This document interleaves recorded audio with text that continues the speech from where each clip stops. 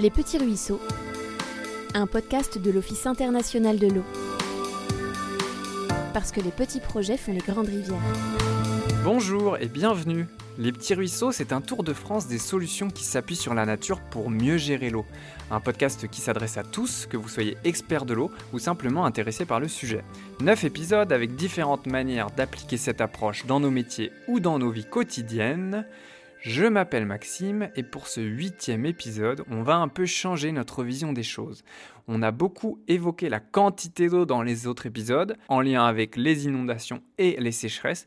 Et bien cette fois-ci, on va plutôt parler de qualité, grâce au témoignage de Caroline Maury. Je m'appelle Caroline Maury et je suis chargée de mission préservation de la ressource en eau sur un secteur qui s'appelle le Haut-Saintois ou encore dénommé plateau de Vicheret-Bevezin. Mais avant de vous dire où se trouve le plateau du Haut-Saintois et pour que tout le monde comprenne bien cet épisode, on va commencer par un petit préalable sur l'eau potable. Donc l'eau potable qui sort du robinet vient d'une usine de potabilisation qui sert, comme son nom l'indique, à potabiliser l'eau brute qui est prélevée dans une ressource souterraine, donc une nappe, ou alors de surface comme un lac ou éventuellement une rivière.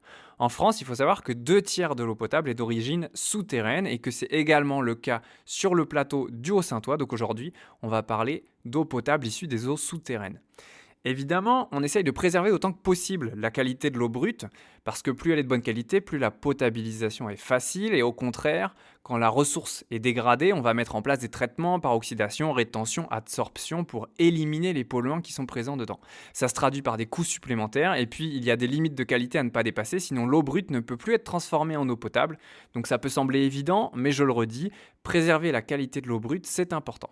Et c'est ça notre sujet aujourd'hui, comment préserver la qualité des ressources en eau dans lesquelles on prélève l'eau brute et comment l'améliorer quand c'est nécessaire en s'appuyant sur la nature.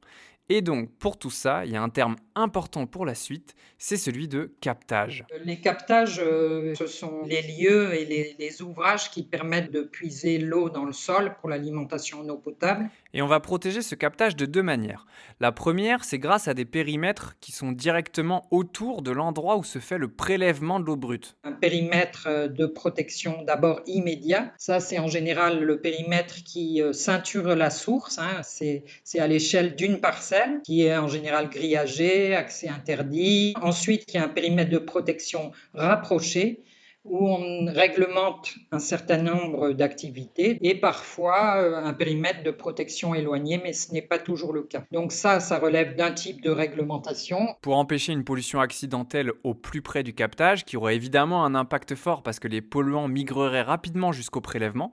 Et puis il y a une deuxième manière de faire, c'est d'agir sur l'aire de captage. On parle d'aire d'alimentation de captage, c'est-à-dire c'est l'ensemble de la zone au sein de laquelle finalement une goutte d'eau qui tombe va parvenir au captage. Et donc on se doit aussi d'être attentif à ce qui se passe au sein de ces aires. Et c'est ça son métier à Caroline, travailler sur l'aire d'alimentation des captages pour éviter les pollutions diffuses, celles qui vont arriver de manière dispersée sur toute l'aire d'alimentation de la nappe qui constitue notre source puisque c'est dedans qu'on prélève l'eau brute.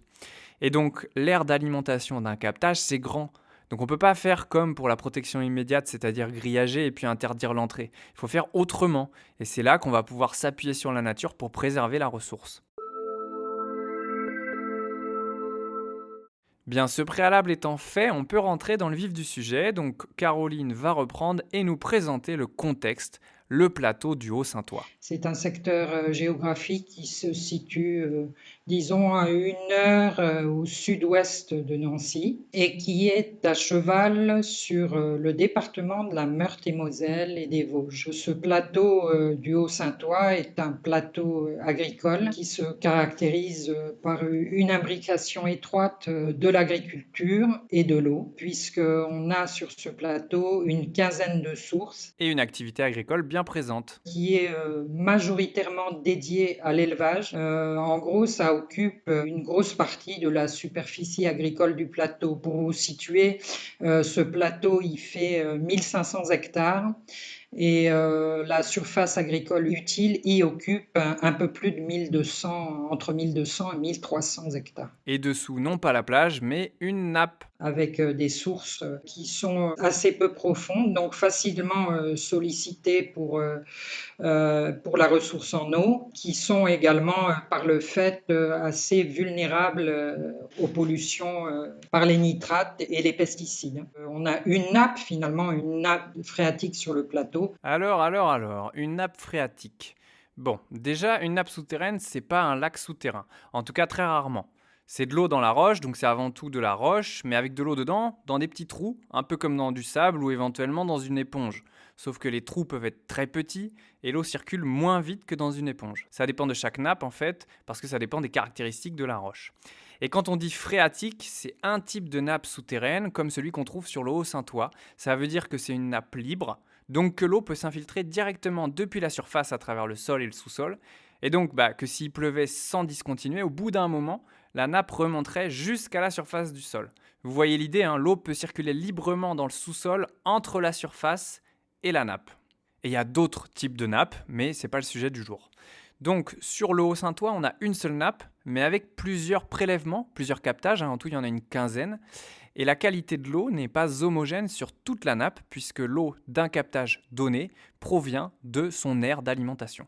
Du coup, ce qu'il s'y passe en surface, dans cette aire d'alimentation, se traduit dans la qualité de l'eau sur ce point de prélèvement-là. Alors, il faut savoir que le Haut-Saintois est identifié depuis les années 90 pour la sensibilité et la fragilité de ses sources. Et à ce titre, depuis les années 90, des programmes de travaux ont été entrepris pour améliorer les pratiques et notamment sur le plan de la fertilisation, des apports d'engrais azotés. Donc fertilisation azotée, on met des engrais pour les plantes, et si les plantes n'absorbent pas tout, eh bien ce qu'il reste risque de rejoindre la nappe et de faire monter la concentration en nitrate. D'où les actions évoquées par Caroline de promotion de meilleures pratiques de fertilisation. Ces actions-là sont les opérations Agrimieux et Fertimieux, qui visaient justement à accompagner les agriculteurs pour mettre les bonnes doses au bon moment. Et quand il y a trop de fertilisation, la plante ne consomme pas tout. Et en gros, on retrouve les nitrates dans l'eau. Pour les produits phytosanitaires, c'est aussi un sujet, hein, puisque ces produits se retrouvent également dans les eaux. Ces opérations ont permis des améliorations, mais pas autant qu'il faudrait. Donc les 6 collectivités responsables de la distribution d'eau potable se regroupent en 2017 pour créer la mission eau, avec l'ambition d'aller plus loin dans l'amélioration de la qualité de l'eau. Et Caroline est recrutée pour animer la mission eau. Ce qui a été entrepris vise à une approche un peu différente. On cherche à faire évoluer les systèmes de culture en y introduisant justement des plantes ou des cultures qui seront moins gourmandes en nitrates et en produits phytosanitaires. Donc c'est vraiment vers une évolution des systèmes que l'on se tourne. On vise une certaine remise en question aussi des systèmes actuels pour les faire évoluer, mais aussi économiquement rentables pour les exploitations agricoles. Ça a été un travail qui s'est poursuivi dans le cadre de la mission. On a travaillé avec l'ensemble des partenaires pour mettre sur pied un programme d'action qui a été entériné par un arrêté préfectoral en mars 2020. Et nous sommes à près de 9 minutes et on n'a toujours pas parlé de nature. Mais qu'est-ce qu'on fait? Alors n'attendons pas plus. Bien sûr, la nature, on la retrouve parmi tous les moyens d'action de la mission eau, puisque l'un des axes de travail, ça va être de s'appuyer sur les prairies qui ont l'intérêt de permettre à la fois une activité agricole d'élevage qui correspond bien au Saintois, tout en ayant un effet bénéfique sur l'eau. On s'est aperçu qu'en fait, rien ne remplace l'herbe aux alentours des sources, puisque l'herbe, elle a un pouvoir filtrant, elle nécessite généralement aussi moins d'intrants, moins de nitrates, moins de pesticides. Et l'idée de cet axe de la mission eau, ça va être de favoriser la présence de prairies dans certains secteurs stratégiques de l'aire d'alimentation des captages. C'est non seulement important d'avoir la prairie, mais c'est également important qu'elle soit bien localisée pour jouer son rôle de filtre vis-à-vis de la source. Donc aujourd'hui, on pense que les systèmes à l'herbe et tout ce qui concerne l'herbe, c'est pour nous un axe intéressant de progrès. D'autant que les prairies, en tant qu'auditeurs fidèles, vous le savez, elles ont d'autres intérêts. Comme le stockage de carbone, la biodiversité ou les adaptations des prairies pour supporter les évolutions climatiques. Après, il y a aussi la question de la valorisation économique de la prairie. Et oui, puisqu'elles s'intègrent bien dans le Haut-Saintois parce qu'il y a une activité d'élevage importante. Précisons également qu'il y a des prairies temporaires ou artificielles qui sont semées pour une durée max de 10 ans et des prairies permanentes qui sont plus naturelles et restent en place sur le long terme. Une fois que la prairie est implantée, l'idée c'est qu'elle y reste. Donc la prairie permanente, c'est vraiment l'idéal.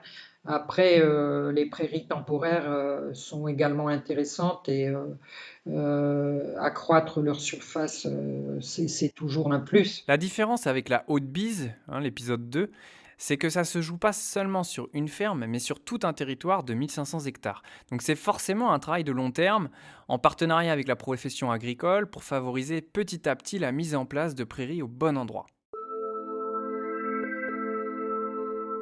L'un des outils de la mission pour ça, c'est le volet foncier. Le foncier, ça fait référence à la propriété du sol, des parcelles, parce qu'en effet, être propriétaire d'une parcelle permet d'en maîtriser le devenir, et donc d'y implanter une prairie ou bien de s'assurer de son maintien dans le temps. C'est-à-dire que petit à petit, les collectivités travaillent en lien avec la SAFER, avec laquelle elles ont conventionné, pour essayer de grignoter, je dirais, de l'espace au plus proche des sources. La SAFER, c'est un organisme qui intervient dans le marché du foncier rural, donc c'est un partenaire important pour la mission eau, évidemment. Caroline dit grignoter, mais je précise pour pas qu'il y ait d'ambiguïté, il ne s'agit pas d'exclure toute activité agricole des aires d'alimentation de captage, mais bien d'utiliser le levier prairie intelligemment pour améliorer la qualité de l'eau. Une fois qu'on a mis l'herbe au bon endroit et qu'on a pérennisé cette herbe, on s'aperçoit qu'elle joue son rôle de filtre et qu'elle est active aussi dans la bonne qualité de l'eau, tout en permettant une utilisation vertueuse par un agriculteur. Et c'est ça qui est intéressant. Et ça marche. Sur les 15 captages du territoire de Caroline, il y en a un où la mise en place de prairies a déjà porté ses fruits. Pour exemple, sur la commune de Tramont-Lassus, la mise en place et la pérennisation d'environ 17 hectares de prairies autour de la source et en amont de cette source a conduit à une baisse des teneurs en nitrate qui a été divisée en gros par 10. En une dizaine d'années, on est passé, on était aux alentours de 50 mg par litre de nitrate, pas loin de cette limite de potabilité pour les nitrates. Et par la pérennisation des prairies autour de cette source, on est aujourd'hui stabilisé à environ entre 5 et 7 mg par litre de nitrate. Et si ça vous parle pas trop, sachez que ce sont de très bons résultats. Et pourquoi est-ce que ça a si bien marché sur Tramont-Lassus ? Le travail de l'élu, du maire de Tramont-Lassus, qui a permis d'aboutir à ce résultat, c'est d'abord d'avoir fait les travaux nécessaires pour protéger la source et puis d'avoir aussi pérennisé la maîtrise foncière, c'est-à-dire que la commune de Tramont-Lassus a réussi à acheter les terrains, elle s'est portée acquéreur des terrains, ce qui fait qu'aujourd'hui la commune a la main sur l'occupation du sol et sur ce qui s'y passe, et que les prairies sont bien entendu cultivées par un exploitant agricole. C'est un exemple qui nous inspire aussi pour le reste de nos travaux. Le captage de Tramont-Lassus, c'est un petit peu la licorne du Haut-Saintois. Et depuis son arrivée en 2017, Caroline voit les choses s'améliorer petit à petit. Aujourd'hui, on a déjà des sources où il y a des améliorations qui se font sentir parce que il y a ce que j'appelle un bouclier d'herbe qui commence à s'étoffer autour des sources et ça se ressent. On a aujourd'hui réussi à maîtriser environ 80 hectares, sachant qu'on s'est fixé un objectif d'environ 180 hectares en herbe dans l'ensemble des périmètres de protection rapprochés des sources. Donc, on est presque à la moitié. Un objectif de 180 hectares de prairies sur un total de 1200 hectares de terres agricoles. C'est dire que les prairies sont efficaces pour protéger la ressource en eau. Et pour finir, un conseil de Caroline qui, je crois, s'applique dans beaucoup de situations. Si j'avais un conseil à donner, déjà, je dirais qu'il n'y a pas de recette miracle, en fait. Je pense que chaque territoire a ses enjeux, ses possibilités, ses potentialités. Le conseil, c'est peut-être de regarder de près et au cœur de ce territoire pour arriver à comprendre et à activer les leviers. Tout ça, ça reste aussi une histoire de liens et d'humains. C'est peut-être aussi d'arriver à faire bloc pour vraiment avancer de concert. S'écouter les uns les autres, c'est souvent une bonne partie de la solution à nos problèmes. C'était Les Petits Ruisseaux, un podcast initié par l'OYO avec le soutien financier de l'Office français de la biodiversité. Merci à Caroline pour commencer, qui nous a partagé son expérience sur le Haut-Saintois depuis 2017, et puis à Delphine Berger de l'Agence de l'eau Rhin-Meuse et Stéphanie Griès de la région Grand Est qui m'ont orienté vers elle. Comme d'habitude, sur une musique originale du Philae Studio et avec la réécoute de Tiffaine Crézé, et également un grand merci aux conseils avisés de mes deux collègues experts du sujet, Simon Barraud et Vincent Raspic. C'était l'avant-dernier épisode des Petits Ruisseaux, donc on est presque au bout de ce Tour de France. La prochaine fois, on trace une ligne droite vers le sud depuis le Haut-Saintois pour finir au soleil. Sur la préservation des captages, là aussi on est tous concernés puisqu'on a tous besoin d'eau potable. Je vous mets des ressources et des infos complémentaires dans la description de cet épisode. Allez écouter les autres épisodes si vous ne les connaissez pas, parlez-en autour de vous et puis rendez-vous dans un mois. Merci de nous avoir écoutés.